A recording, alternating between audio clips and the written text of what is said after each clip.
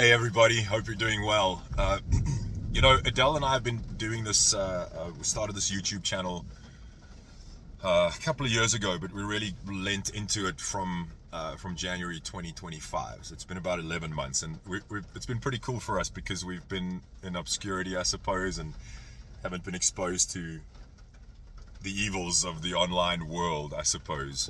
And about, I don't know, 6 weeks or so, 8 weeks ago, one of our shorts went viral. I mean, it's viral for us, right? Like, we're not massive. I think we're on about 160,000 views. And so many more people are seeing our content, lots of people who don't follow us. And of course, because of the nature of our story, that I was such a hardcore, horrible person, and all the affairs and the addiction, and the fact that Adele took me back, and that's the basis of what we do for a living, right? Is that there's hope for your marriage. Not everyone agrees that this is a great idea, and not everyone's celebrating the fact that Adele forgave me and that we've rebuilt this thing. There's so much hate, and I get it, man. I get that people have been hurt by people like me, and not everybody's story turns out like ours, and so perhaps I am the epitome of the thing that destroyed someone else's life or hurt somebody else, and I have so much grace for that. But this is something that I had to work through, right? If you know anything of my story, all the years in the music industry, I had a desperate need for affirmation. God set me free from that in the most incredible way 5.5 years ago. But that thing reared its head when I started getting abuse online. You're a piece of crap, and your wife should never speak to you again. You should never see your kids again.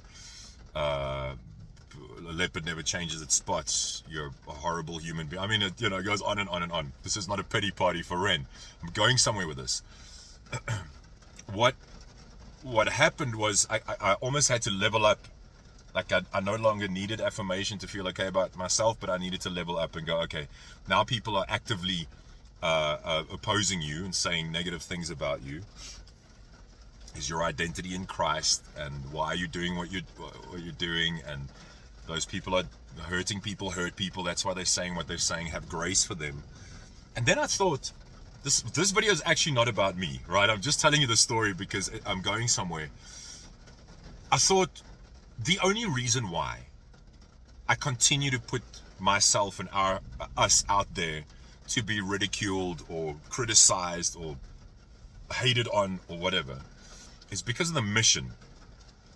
So our why we do this is really strong. Our marriage was destroyed.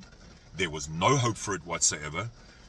Adele walked this incredible journey, worked on herself, became the best version of herself, showed me grace and acceptance and forgiveness when I didn't deserve it.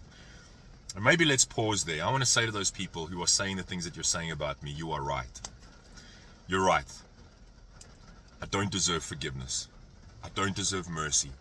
I don't deserve my family. I don't deserve to raise my kids. I don't deserve a millionth chance. I don't.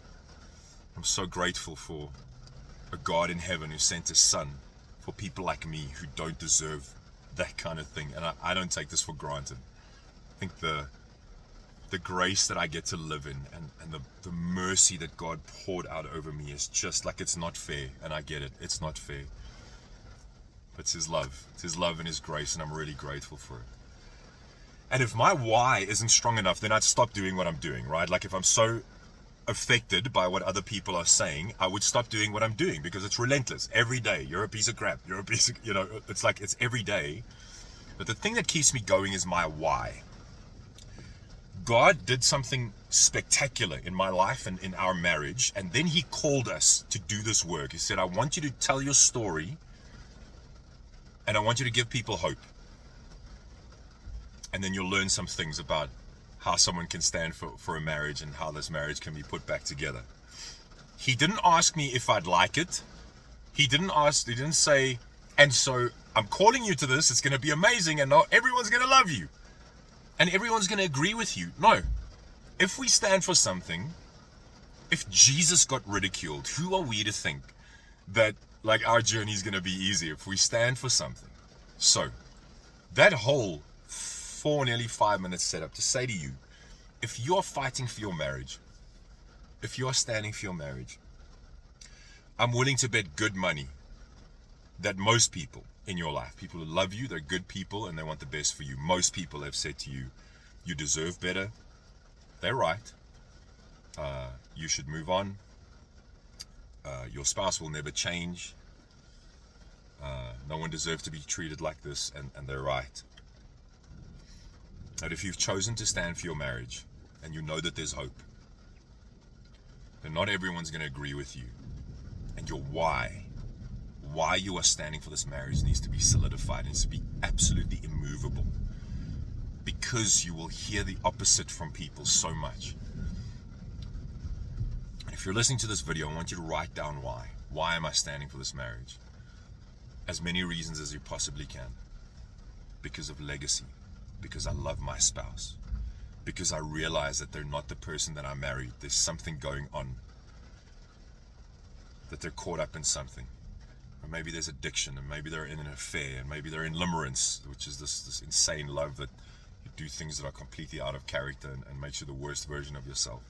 And you know that those things end and that there's hope and there's grace. And if your why, your reason why is not solidified, you're going to be like a wave tossed to and fro.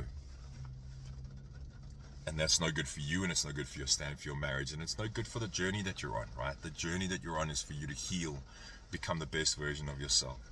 So here's the message. If you're getting hate, if you're experiencing opposition, it doesn't mean that you're doing the wrong thing.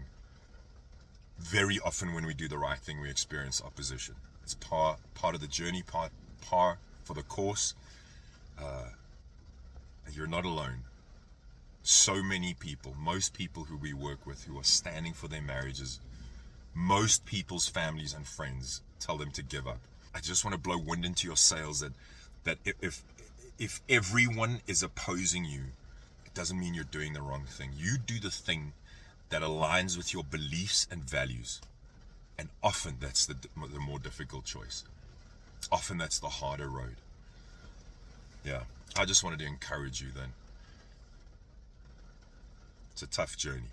It's probably the toughest journey you'll ever go. But it's the most rewarding journey. I am so grateful for people like you who fought for people like me. My wife who was in your shoes when I was on drugs and telling her I didn't love her anymore. I love you, but I'm not in love with you. When I was in multiple affairs, when I told her I hated her, I couldn't wait to get away from her. All I wanted was a divorce. When somebody like you, my wife, refused to give up on a broken, lost person like me, you cannot begin to imagine the work that you're doing, the legacy that you leave, the lives that you save. My wife saved my life. She saved me from myself. The fact that my kids get to grow up with their dad. The fact that we get to do this work and walk alongside amazing people like you and give you hope and tools and help you build a future that you love and put your marriage back together. The significance of the work that you are doing is incredible. You are not alone. You're not doing the wrong thing. We've got your back. God's got your back. We are so proud of you.